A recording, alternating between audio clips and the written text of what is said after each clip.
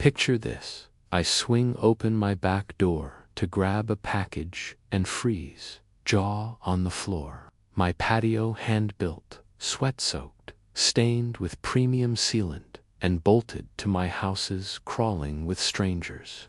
Folding chairs are popping up, floral. Arches are being hoisted, and a sound system's being wired like it's Coachella. A guy in a tux practices wedding vows on my deck, while a woman in a glittery gown snaps at caterers hauling trays of fancy appetizers.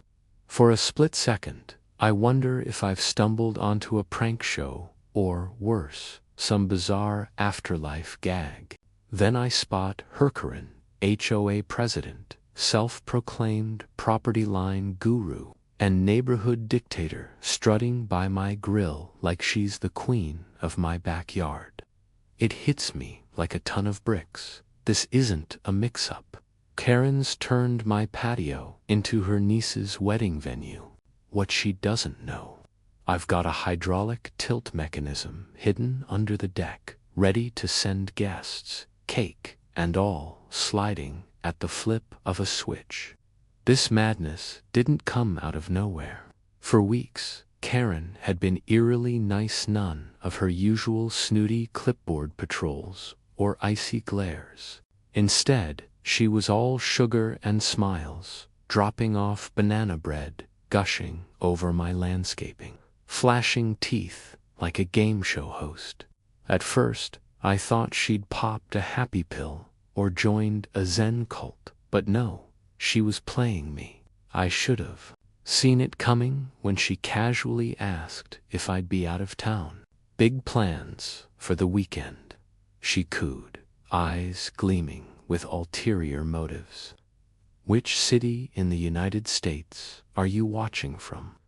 Drop a comment and share with us if you've had any confrontation with an HOA. Will narrate your story. On our channel, Pretending to Care, I'd said I might be gone a night or two for work, and that was the crack she needed 3 days before the wedding.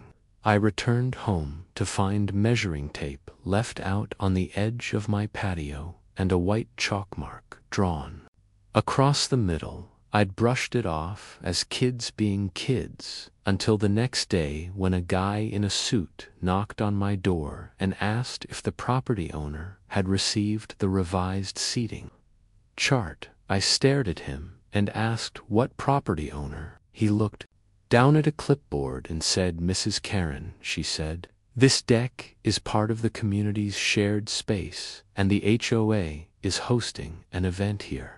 I slammed the door in his face, opened my laptop, and pulled up my property map. Sure enough, the patio wasn't even on the HOA-maintained perimeter. It was a solid 12 feet within my personal plot line, built with city permits and signed off years ago.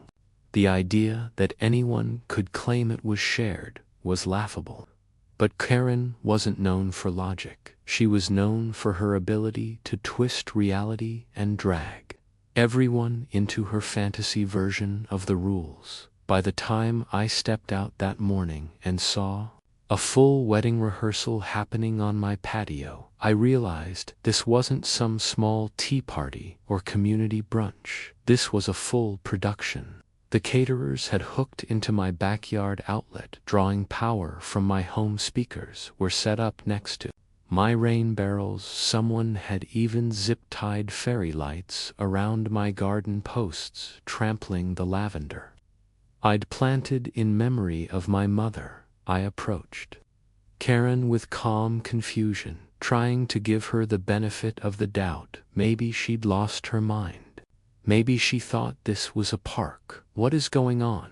I asked. Karen turned smug as ever and said, "Oh, you're home. I thought you were going to be out of town. We're just setting up for my niece's big day."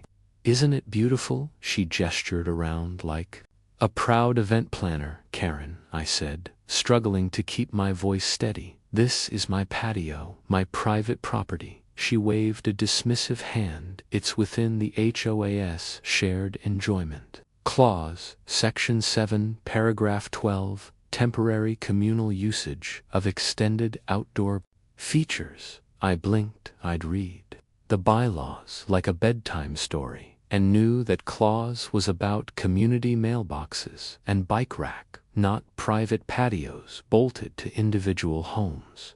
I could have called the police then and there, but something in me, something deeper than anger, decided not to. Maybe it was the audacity, maybe it was the memories of every time she finded a neighbor for a garden gnome or tried to ban bird feeders, or maybe it was the fact that a year ago, after she blocked access to my property for a spring cleaning walkathon, I decided I'd had enough and built something special into my deck, a hydraulic tilt mechanism, fully motorized and remote controlled. I'd rigged it just for laughs, imagining a scenario where I might need to empty the deck in seconds. I never thought I'd actually use it until now. I walked back inside, calmly shut the door, and peered through the blinds. Karen had now taken a seat on one of my deck chairs, like a queen awaiting her court.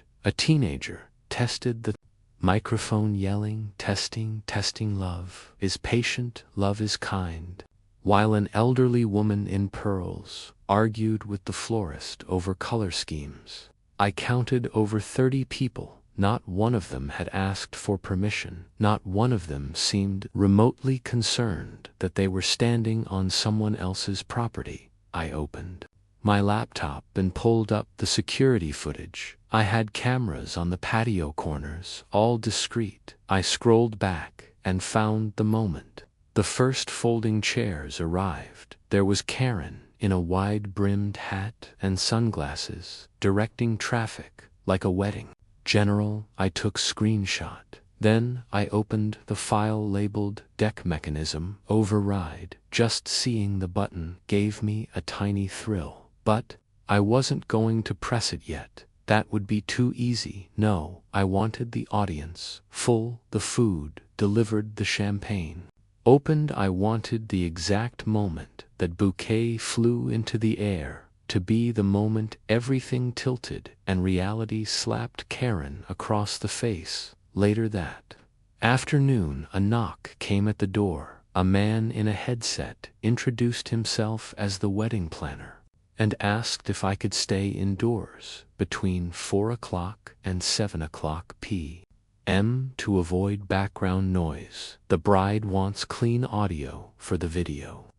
I stared at him in disbelief. You're asking me not to exist on my own property? He nodded.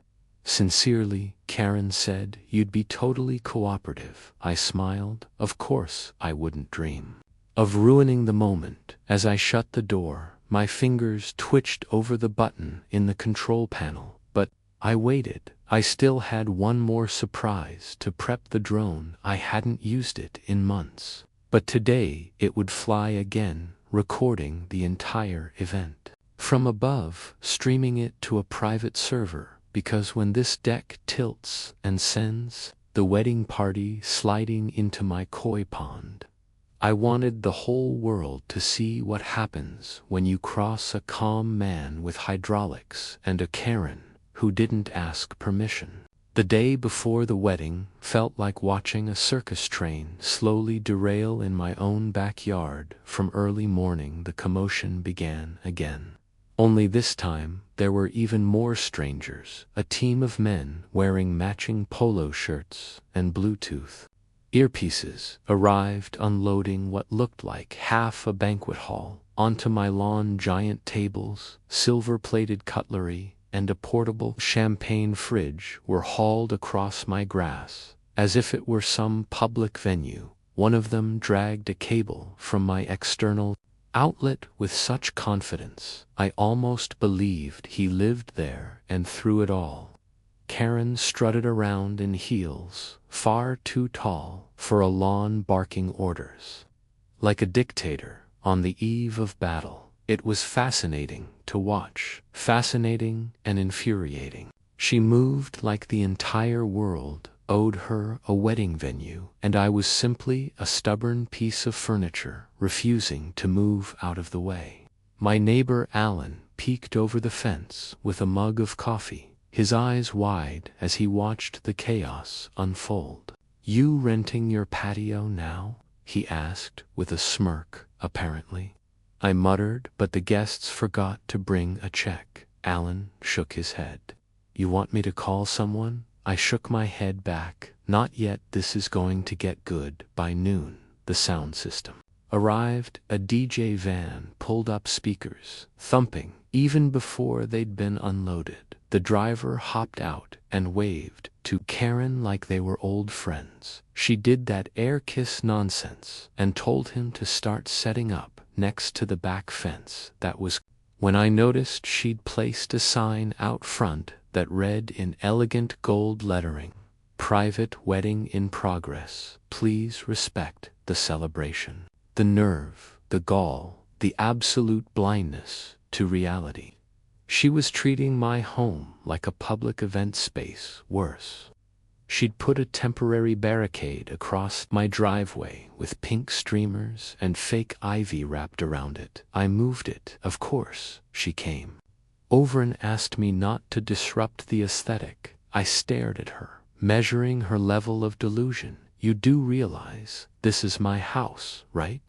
I said slowly. She gave a dry laugh. "Oh, come on, don't be like that. This is a once-in-a-lifetime thing for my niece. We've been planning it for months." I raised an eyebrow. "You've been planning to host a wedding on my property for months?" She blinked, clearly not catching the trap. "Well, yes, but it's not really yours alone. It's within HOA boundaries. Technically, you should read the new amendment.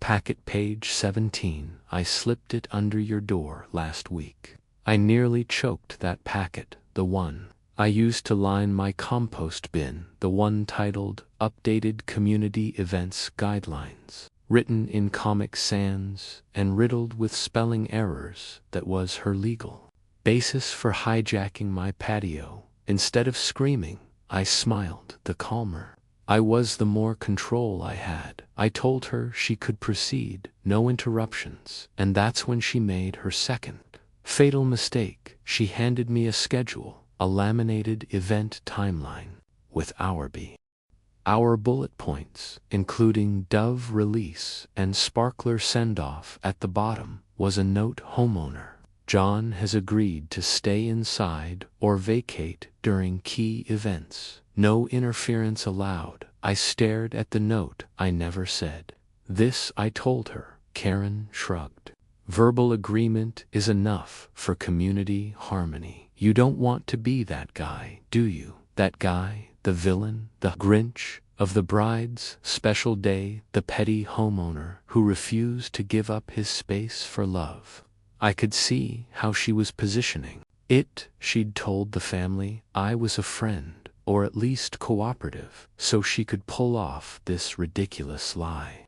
I didn't know whether to be angry or impressed. The level of manipulation was Olympic. Around 200 p.m. a goat arrived. Yes, a goat, a white one, with a flower crown on its head. Apparently the bride wanted it for rustic charm in her photos. It was tied to my porch railing like some exotic prop, and within minutes it was chewing on my garden hose. That hose, by the way, had a built-in timer and irrigation setup that I spent 2 weekends installing. Karen noticed the goat and laughed. "Oh, he's so cute, isn't he? Don't worry, we'll keep him away from your little plants." I almost laughed back. Little plant.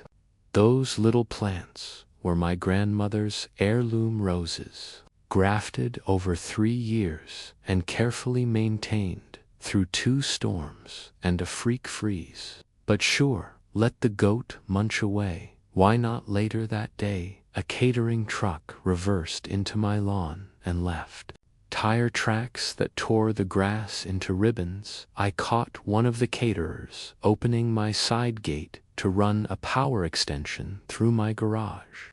I asked him what he was doing, and he said, "Karen said it's fine. She said it's her brother's place. I stared so hard I think he felt his soul leave his body. He unplugged the cord and backed out, muttering apologies, but the damage was done. They'd made my house ground zero for this fantasy wedding, and were treating me like a squatter in it. By late afternoon, a man with a clipboard came by to confirm the final details for the ceremony.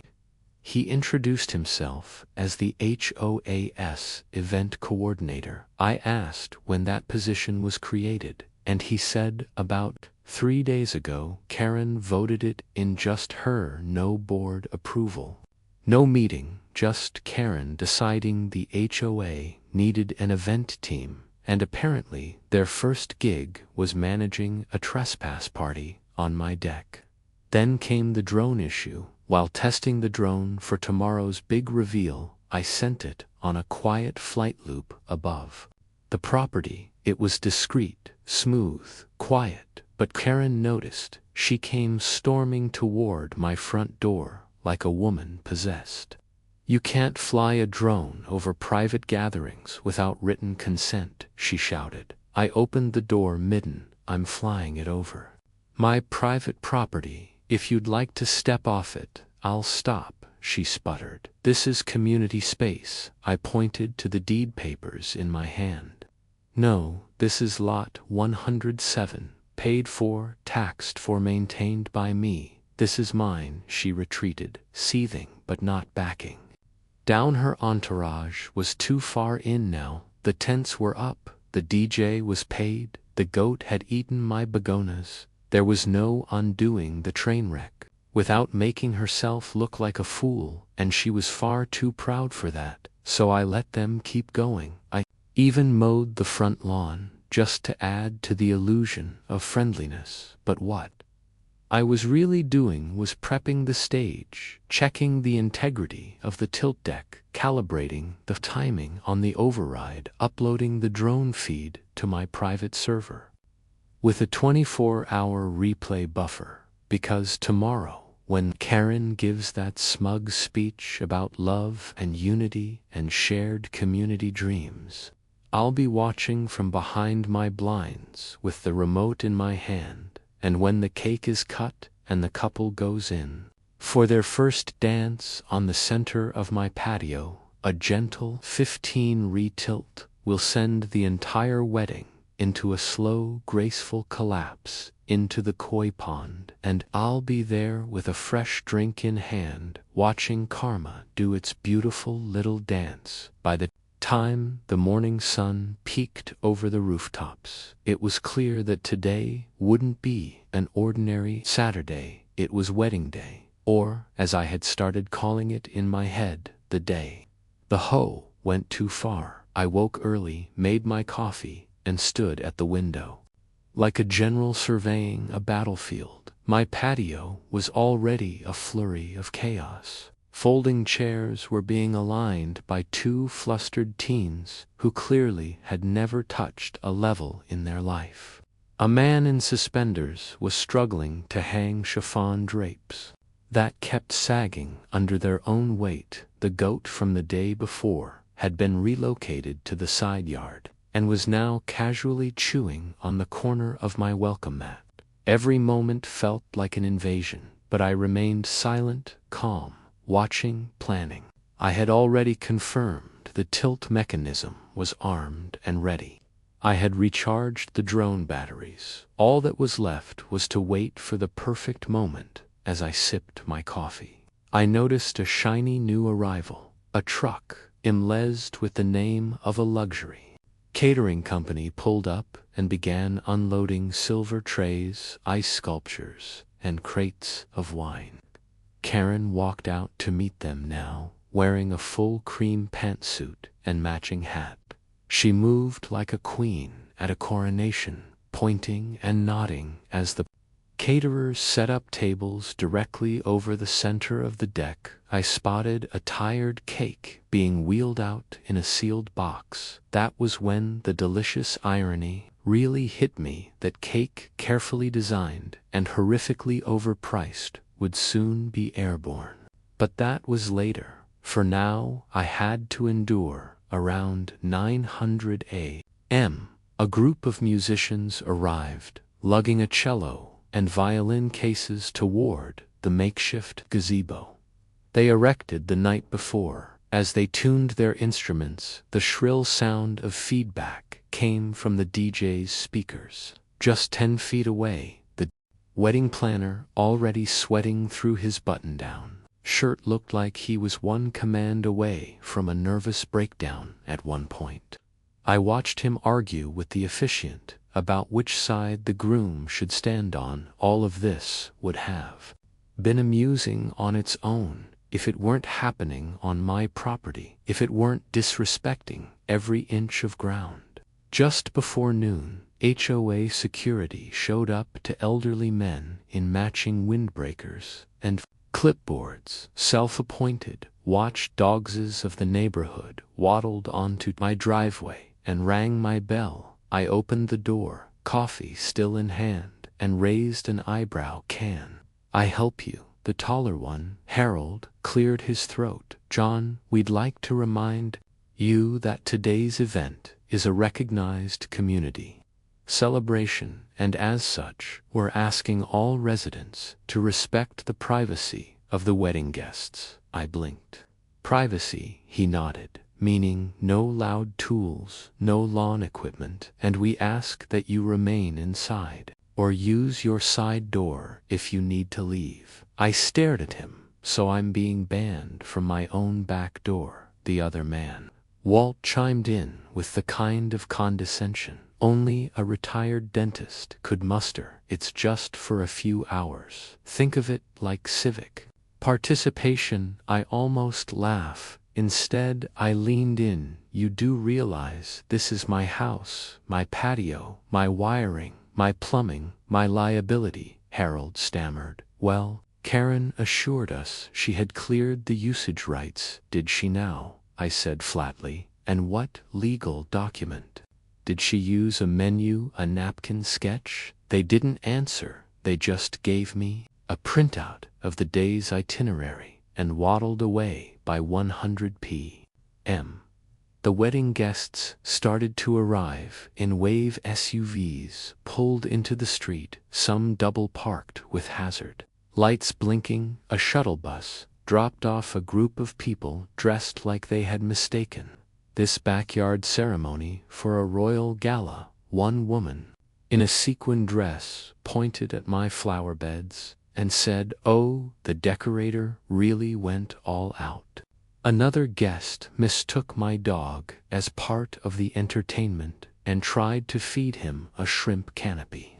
The dog was less than impressed. Then came the bride. A white stretch limousine slowly crept up the street, causing every neighbor's window blinds to twitch. Karen, now beaming with pride, stepped forward like she was giving away her own daughter. The bride stepped out in a billowing dress that looked like it had more ruffles than fabric. She squealed and hugged Karen, shouting, "It's perfect, just like you promised." I could see Karen soaking up the praise like a sponge in a bathtub of delusion. I retreated into the house to avoid rolling my eyes in public. Inside, I activated the drone. It launched silently from the side lawn and hovered high above the backyard. From my control screen, I could see the entire layout: chairs, tables, floral arrangements, and the efficient rehearsing. Again, I positioned it just right, ensuring it had a clear view of the deck and the koi pond below. The stream was recording footage, was backing up the final act, was coming together. Around 300 p.m., someone rang the doorbell again. This time it was a fire marshal. He was in uniform, clipboard in hand, and looking annoyed. "Afternoon, sir. We've had a complaint about unpermitted structures and overloaded circuits being used for an outdoor event." I smiled. "Oh, really? That sounds serious." He nodded. "Mind if I take a look?" "Be my guest," I said, stepping aside. He walked through the backyard, taking photos and jotting notes. When he saw the electric cords wrapped around the deck posts, the dozens of extension cords leading into my garage, and the propane burners sitting dangerously close to the curtains, he frowned hard. "Who's in charge here?" he asked. Karen naturally swooped in. "That would be me. I'm the HOA president." He asked for permit. She didn't have any. She tried to charm him with cake samples. He was allergic to eggs. The whole thing spiraled quickly. In the end, he issued a written warning and told her if he got another call, he'd shut it down on the spot. She nodded politely and then turned to me, seething. "You called him, didn't you?" I shrugged. "Nope, but it's comforting to know someone did." With that, Karen stormed off her heels, sinking slightly in the soil with every furious step. The DJ took that as a cue to test the mic, again blasting a sound so loud it startled the goat into headbutting the groomsmen. I had to bite the inside of my cheek to keep from laughing as the guests began to find their seats and the officiant called for quiet. I made one final pass around the deck, pretending to retrieve something. What I was really doing was checking the screws and plates under the patio's foundation. Everything was still secure, still primed, but I noticed something new. A wrench had been left near the edge, and a few bolts looked like someone had tried to loosen them. My guess, Karen had found the hydraulic system and assumed it could be sabotaged with a quick twist, but she didn't know the truth. What she found was a decoy system, a dummy panel I had installed just in case. The real mechanism was deeper, better protected, and triggered only by the remote inside my pocket. I picked up the wrench, put it back in my shed, and walked inside. The bride was now standing in the center of the deck, holding a bouquet like she was about to launch into orbit. Karen was fussing with the train of her dress.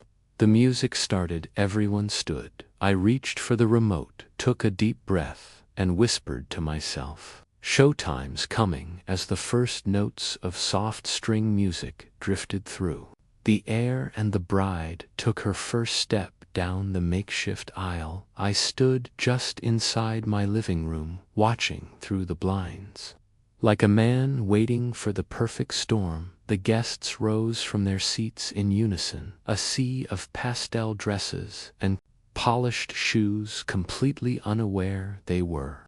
The officiant smiled wide. The groom tried not to cry. Karen stood proudly at the side, her phone already out to capture the moment she believed would crown her as queen of the HOA. She had no idea that the finale she'd orchestrated was about to turn into the most humiliating crash landing of her entitled reign. The sun hit just right. The fairy lights twinkled, the flowers waved in the breeze, but the magic cracked when I noticed the DJ fumbling with the microphone again. A high-pitched feedback squeal blasted through the speakers, causing a few guests to jump and one elderly man to spill his drink on the woman next to him. The officiant tried to recover by clearing his throat loudly, but the mic only fed back again. Karen rushed forward, waving her arms frantically. "Turn it off, just fix it already," she hissed at the DJ. He shrugged helplessly, then ducked under the table to fiddle with the power cords, some of which were tangled dangerously around my sprinkler controls. That was when I noticed something even better. The cake. It had finally been unveiled and wheeled into place. 3 tiers of white fondant, delicate flowers, and what looked like real pearls placed in patterns across the surface. It was perched proudly on a glass pedestal table, placed directly in the center of the deck. It was surrounded by champagne flutes, a carved ice sculpture of a swan, and a centerpiece of lit candles. Everything flammable, everything delicate, everything soon to be airborne. Karen took the mic herself and began to speak. Her voice dripping with artificial warmth. We're gathered here today to celebrate love, community, and the strength that holds us all together. This patio, this space, has become more than just a deck. It's become a symbol of unity. I almost burst out laughing. A symbol of unity. She was standing on stolen property, pretending to host a royal wedding she had no right to arrange, and she thought she was delivering a TED Talk. My finger hovered over the button, but I didn't press it yet. I wanted the moment to be perfect then. Karen had made herself the origin story. The groom, holding back tears, began his own vows, but just as he opened his mouth, a gust of wind blew Karen's wide-brim hat off her head and sent it tumbling into the koi pond below the guests. Gasped Karen, shrieked, the goat bleated for a split second. Everything froze, the DJ scrambled. To lower the volume, Karen leaned dangerously over the railing to shout at someone to retrieve her hat. The bride looked flustered, the groom looked irritated, and I decided that was my moment. I pressed the button. The hydraulic mechanism activated. In silence, barely noticeable at first, then came the shift, a slow, creeping tilt that began to angle the entire deck forward by a few degrees. The guests didn't notice immediately, but the champagne bottles did. One tipped, then rolled, then a stack of plates began sliding across a table like a slow avalanche. The cake trembled, the table legs creaked. Someone shouted, "What's happening?" As the tilt increased, now the flower arrangements toppled. The violinist's chair slid back. People stood quickly, confused and disoriented. And then the cake tipped over in glorious slow motion, launching itself like a sugary torpedo off the deck and straight into the koi pond with a splash that sent water everywhere. Screams erupted. One guest lunged forward to catch a falling champagne flute and slipped, landing hard on the deck. Another dove after a runaway gift box. The DJ's table tilted and his laptop slammed into the floor. Karen shrieked louder than the speakers, waving her arms like she was trying to direct traffic in a hurricane. The bride screamed as her dress got caught under a sliding chair, dragging her toward the edge. The groom tried to pull her back and slipped on spilled wine, crashing into the decorative candles, which flared up briefly before being doused by someone throwing soda on them. Amid the chaos, the goat had somehow broken free of its leash and was now trotting across the deck, leaving tiny hoofprints on tablecloth. Karen, now visibly soaked from the pond spray, turned toward the house and screamed my name. "John, John, what did you do?" I opened the back door and stepped out with an expression of deep concern. "Is everything okay out here? Looks like the deck's not level." She stormed toward me, heels slipping. "You sabotaged it. You rigged it to collapse." I shrugged. "Actually, no. I had it upgraded last year to be a multi-angle accessibility platform. Very expensive, ADA compliant. Maybe too many people on it at once triggered the safety tilt. Who knows?" The HOA board arrived. Then finally, as if summoned by the screams, 3 of them in polos and khakis walked up and stopped cold as they saw the wreckage. The drenched guests, the toppled decorations, the goat trying to eat a bouquet. One of them whispered, "What the hell happened?" Karen ran to them, dripping wet makeup streaked down her cheek. "He did this, he rigged it, he destroyed my niece's wedding." But instead of rallying behind her, the board members looked at each other. Then one said, "Karen, did you use HOA funds for this?" Her mouth opened and closed like a fish. "It was a communal investment for neighborhood You've spent nearly $4,000 on unauthorized event. You forged permission forms. You claimed this was approved in a board. Here right now, in the middle of a wet, ruined wedding, with guests still screaming and the groom chasing a goat, the hay board gathered and voted. Karen out of office, on the spot. The moment the vote was unanimous, she collapsed into a folding chair that immediately slid off the patio and dumped her into the wet lawn. I turned and walked back inside, drone still recording from above, capturing every glorious second. I uploaded the footage that night to a secure drive and made a short edit of the highlights: the cake flying, the goat's escape, Karen's scream mid-tilt. It was the best. Was banned from joining the local HOA. The bride and groom, meanwhile, tried to threaten, were sent to their lawyer, apparently trespassing on private property.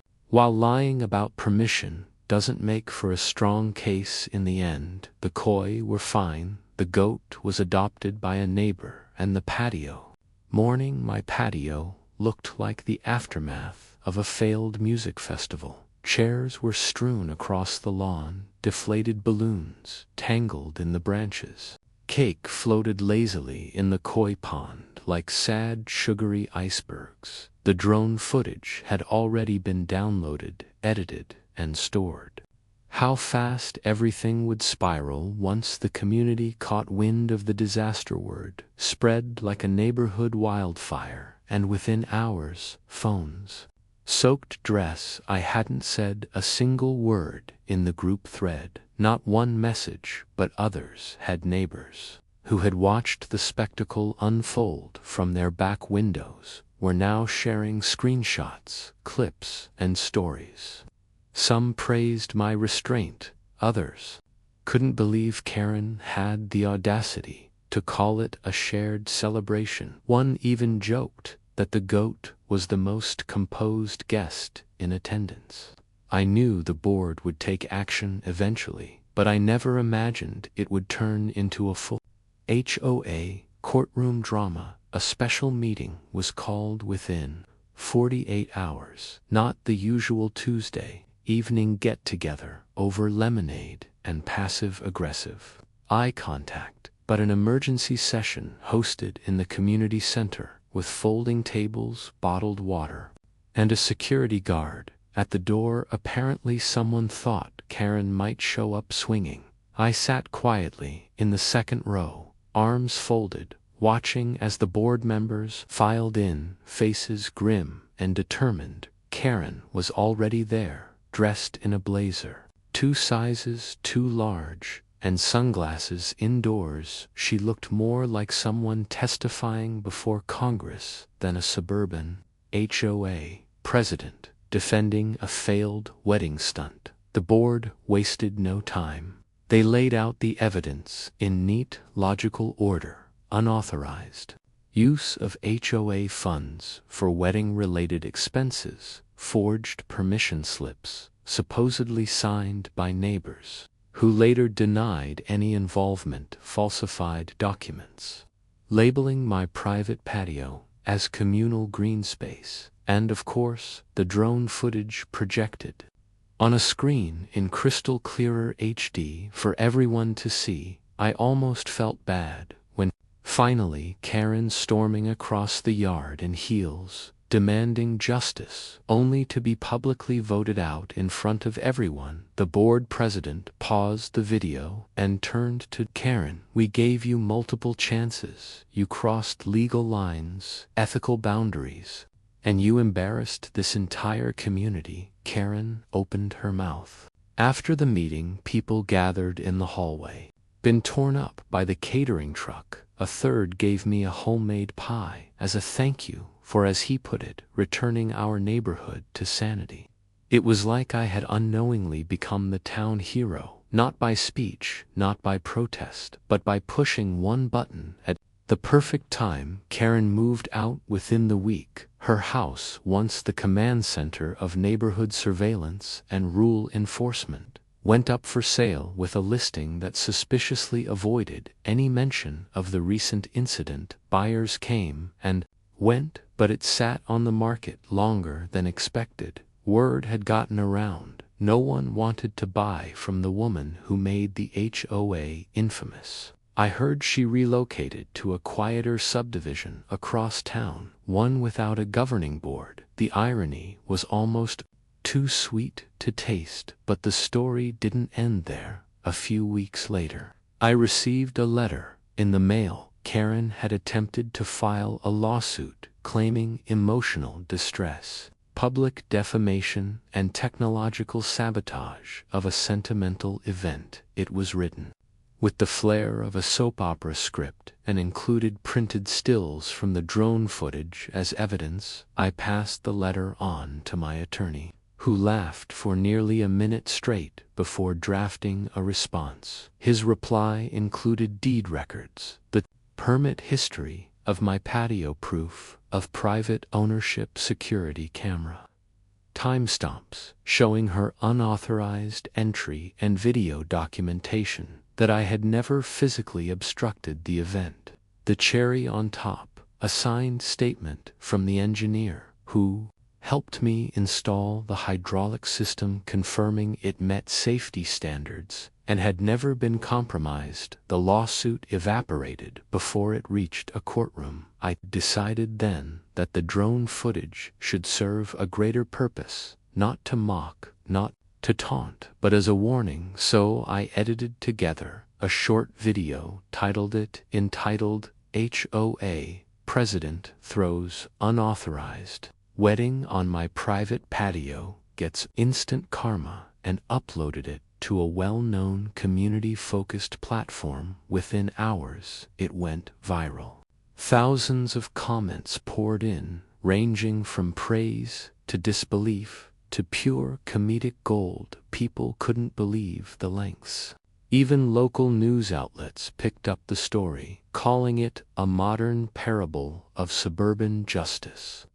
The video's popularity led to another unexpected result. A local production company reached out, asking if I'd allow them to license the footage for a documentary series on neighborhood dispute. I said yes, of course. Why not let the world see what happens when people get too comfortable trampling on others in the name of self-importance? As for the patio, it's better than ever. I resealed the wood, added new lighting, and even painted a subtle compass design at the center, just a nod to where the cake once stood before launching skyward.